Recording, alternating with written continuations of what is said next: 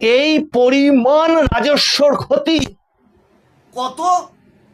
মাননীয় মুখ্যমন্ত্রী শুভেন্দু অধিকারী আজকে ঘোষণা করলেন 30 লক্ষ, আনুমানিক, তার বেশিও হতে পারে, সেই পরিমাণ অভারতীয়, আবার বলছি অভারতীয়, তারা পেতেন লক্ষ্মীর ভান্ডার। শুধু তাই না, তার মধ্যে মিশে আছে কে? মহিলাদের প্রকল্প লক্ষ্মীর ভান্ডার পাচ্ছে কে? একজন পুরুষ, সেও আবার সংখ্যালঘু। এবং এই সমস্ত তথ্যগুলো যখন এক জায়গায় করবেন, প্রত্যেক মাসে যদি সেই পরিমাণ টাকা রাজস্ব থেকে বা সরকারি কোষাগার থেকে চলে যায়, তাহলে একটি রাজ্যের কোষাগারের ঠিক কতটা পরিমাণ ক্ষতি হতে পারে। নমস্কার, মানুষের ভাষায় আপনাদের সকলকে স্বাগত। আমি প্রবীর রায়চৌধুরী আপনাদের সাথে।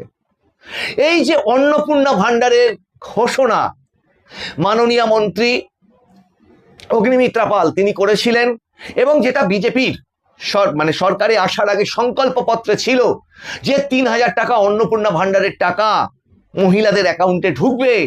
মুখ্যমন্ত্রী, মাননীয় মুখ্যমন্ত্রী শুভেন্দু অধিকারী আজকে প্রেস কনফারেন্সের মাধ্যমে, আগে একটা বৈঠক করেছেন, সেই বৈঠকে আজকে প্রেস কনফারেন্সের মাধ্যমে সেই প্রকল্প ঘোষণা করলেন, আবেদনের ফর্ম তিনি ঘোষণা করলেন। কিন্তু এই ফর্ম ঘোষণার সাথে সাথে যে তথ্যগুলো উঠে আসলো, সেই তথ্যগুলো সাংঘাতিক, এবং এই তথ্যগুলোই রাষ্ট্রবাদী মানুষজন, দেশপ্রেমিক মানুষজন, তারা বারবার করে নিজেদের মতো করে বলবার চেষ্টা করেছেন।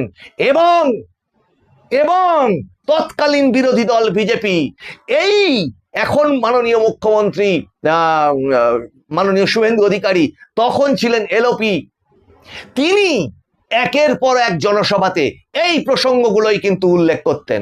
চোখে আঙুল দিয়ে কি কি দেখিয়ে দিচ্ছে বাস্তব ঘটনা?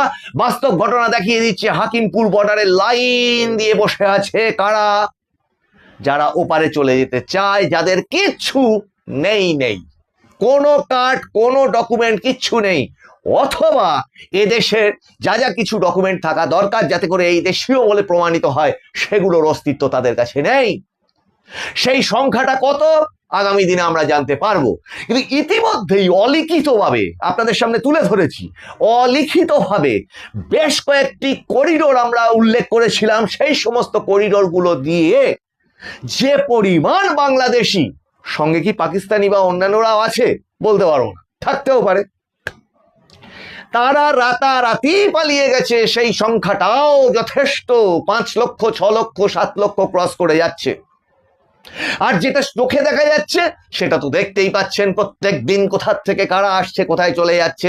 আর যদি না যায় নিজে থেকে, তাহলে তার জন্য তো অভিযান ঘোষণা করাই আছে, হোল্ডিং ক্যাম্প রেডি, সবকটা জেলাতে ডিটেন করবে, কোনো কোর্টে যাওয়ার ব্যাপার নেই, সোজা ওপারে বিএসএফ এর কাছে দাও, বিএসএফ ওপারে পৌঁছে দেবে। এই হচ্ছে মাননীয় মুখ্যমন্ত্রী শুভেন্দু অধিকারীর ঘোষণা। আর এখানে কি দেখা যাচ্ছে?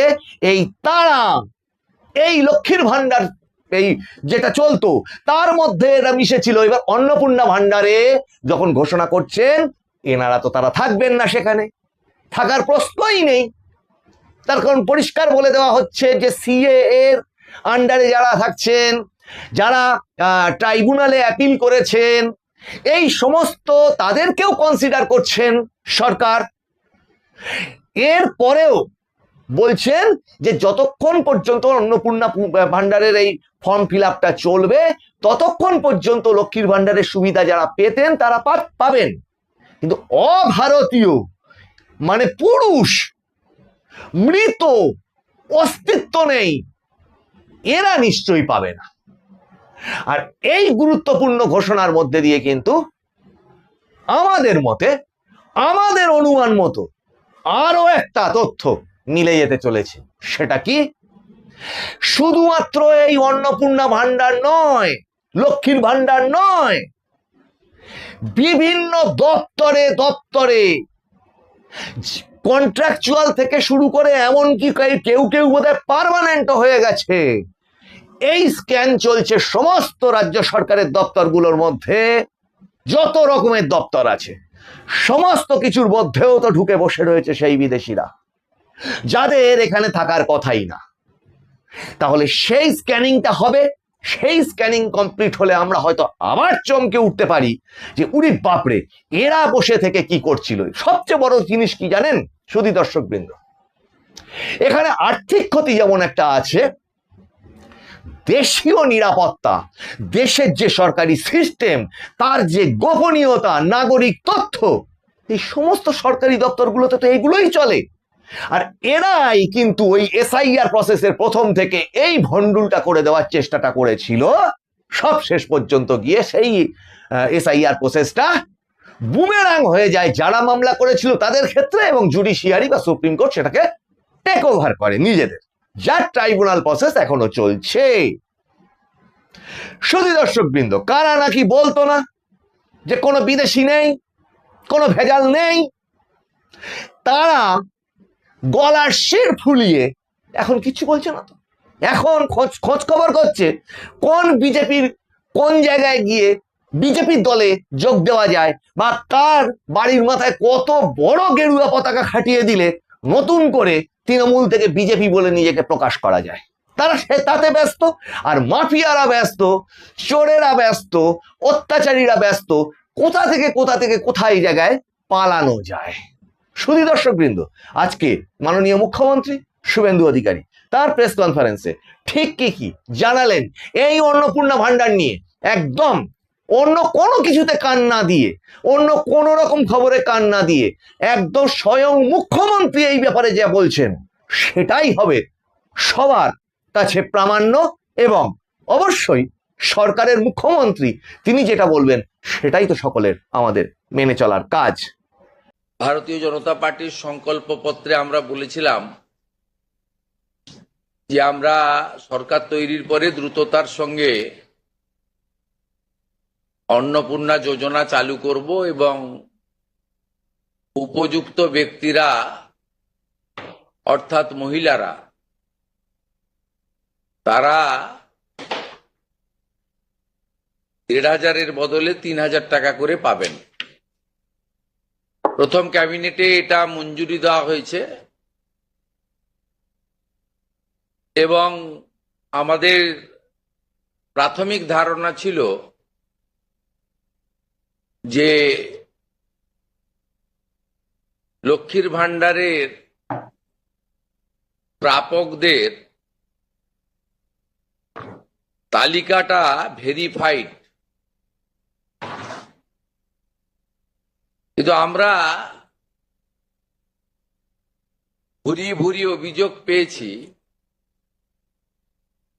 যে ভোটার তালিকা থেকে নাম বাদ গেছে,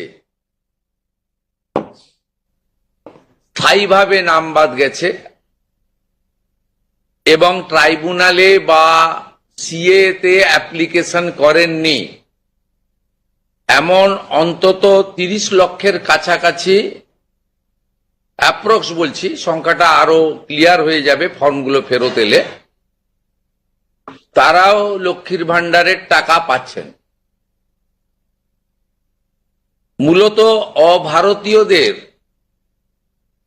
যেহেতু এটা প্রাপ্তবয়স্কদেরই স্কিম, যারা ভারতীয় নয় বা ভারতীয় ভোটার তালিকায় যাদের নাম নেই, আবার বলি সিএএ অ্যাপ্লিকেন্ট অথবা অ্যাডজুডিকেটের পরে যারা ট্রাইব্যুনালে আবেদন করে রেখেছেন তারা কিন্তু ব্যতিক্রম।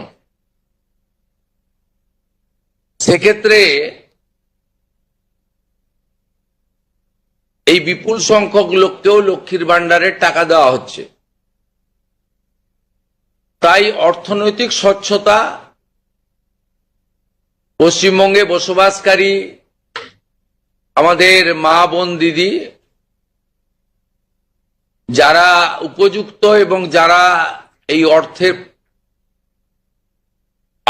অর্থ পেয়ে আর্থিক নিরাপত্তা পান, কেবলমাত্র তাদের জন্যই এই স্কিম বা অর্থ দেওয়া উচিত বলে আমাদের বর্তমান মন্ত্রিসভা মনে করে।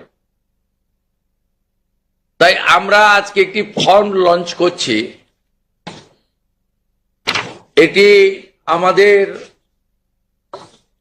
মহিলা এবং শিশু কল্যাণ দপ্তর, যার পূর্ণমন্ত্রীর মর্যাদা আছেন মাননীয় অগ্নিমিত্রা পাল মহোদয়া, তার দপ্তরের মাধ্যমে এটি নোডাল দপ্তর, কিন্তু কাজটা যেহেতু খুব পরিধি ব্যাপক, তাই মুখ্য সচিব, অর্থ সচিবের নেতৃত্বে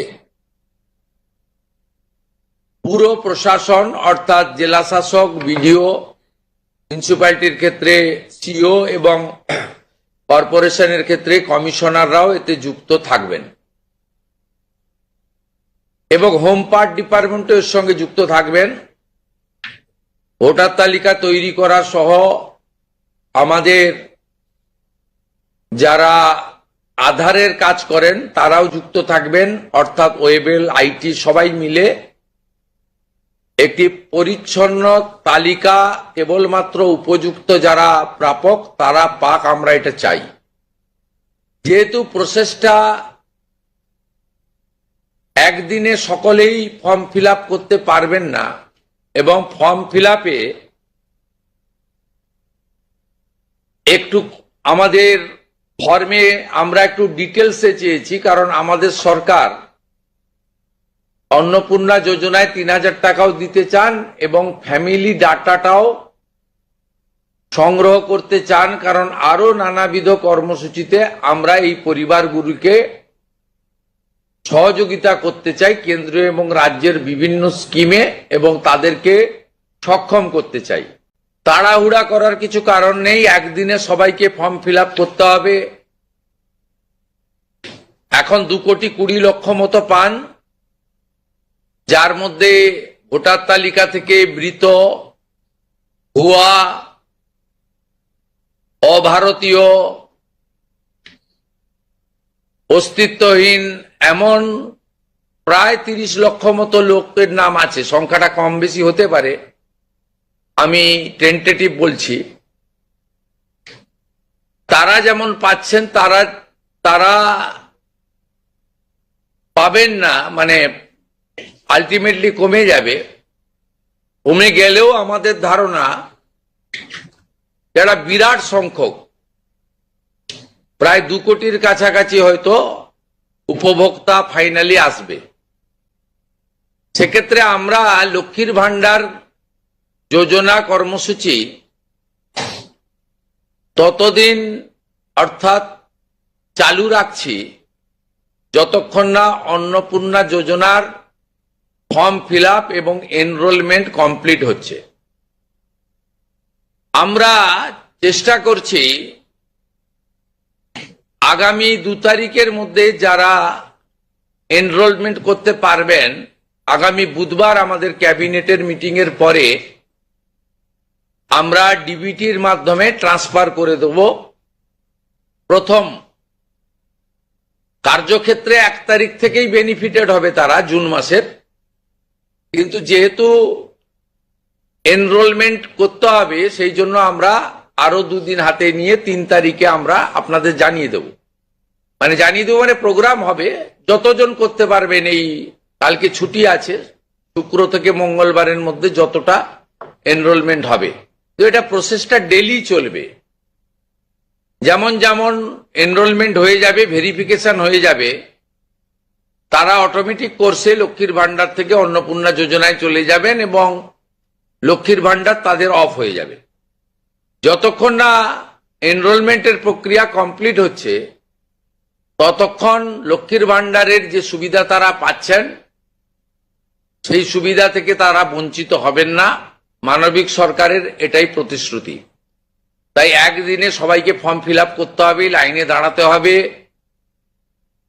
হুড়োহুড়ি করতে হবে, সব কাজ ফেলে আজকেই না করলে কালকে বঞ্চিত হব, এটা নয়। এটা একটা পার্মানেন্ট আপনাদেরকে বেনিফিট সরকার দিচ্ছে তার নিজস্ব কোষাগারের অর্থ। তাই আপনাদেরও সহযোগিতা এবং ধৈর্য এবং পুরো প্রক্রিয়ায় এই ব্যবস্থার সঙ্গে আপনারা করবেন। আমরা আপাতত 1 জুন থেকে, কাল থেকেই শুরু হচ্ছে, কিন্তু 1 জুন থেকে 90 দিন 90 দিন এই প্রক্রিয়াটা চালাবো।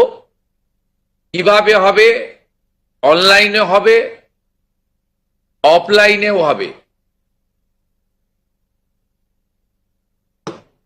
বিডিওরা এবং পৌরসভা থেকে তারা করবেন। বড় পৌরসভা কর্পোরেশনের ক্ষেত্রে ওয়ার্ড ভিত্তিক, বড় ভিত্তিকও হবে। এবং আমাদের পঞ্চায়েতের সঙ্গে যুক্ত আধিকারিকরা, সুপারভাইজার বা অন্যরা বাড়ি বাড়ি গিয়েও একটা 30 দিনের ড্রাইভ দেবেন। যারা অনলাইন বা অফলাইনে ফিল আপ করতে পারবেন না, তারা বাড়ি বাড়ি গিয়েও করবেন। মূলত আপনাদের একটা উদাহরণ দিই আমি। এই মুহূর্তে লক্ষ্মীর ভান্ডার পাচ্ছেন রাকিবুল শেখ, তার পিতার নাম মনসুর শেখ, তার বাড়ি হচ্ছে শিয়ালমারা, পোস্ট হচ্ছে বহরমপুরের রাদারঘাট।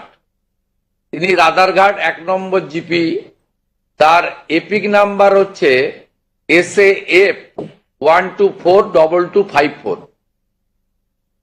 অর্থাৎ যে কর্মসূচি মহিলাদের জন্য, সেই কর্মসূচি তো ভেজাল এবং বেনজল ভেরিফিকেশন না থাকার ফলে ঢুকে বসে আছে।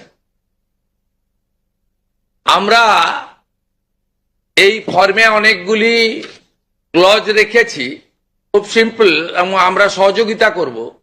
সুধী দর্শকবৃন্দ, এই এপিসোডগুলো আপনাদের ভালো লাগলে আপনারা লাইক, শেয়ার, কমেন্ট করুন, সাবস্ক্রাইব করুন, আর হাত খুলে আপনারা যে সমস্ত মতামত লিখছেন সেটাকে শেয়ার করুন, যাতে বহু মানুষের মধ্যে সেগুলো ছড়িয়ে পড়তে পারে। আপনারা নোটিফিকেশনটা অন রাখবেন, যাতে প্রত্যেকটি এপিসোডের নোটিফিকেশন আপনাদের ফোনের মধ্যে যথাসময় পৌঁছয়। আপনাদের সঙ্গে আবার দেখা হবে সামনের এপিসোডে। নতুন নতুন প্রকল্প, নতুন নতুন খবর এবং সেই সমস্ত প্রকল্পগুলোর খুঁটিনাটি আপনাদের সুবিধার্থে আমরা তুলে ধরবার ব্যবস্থা রাখছি। আপনাদের সঙ্গে আবার দেখা হবে সামনের এপিসোডে। নমস্কার।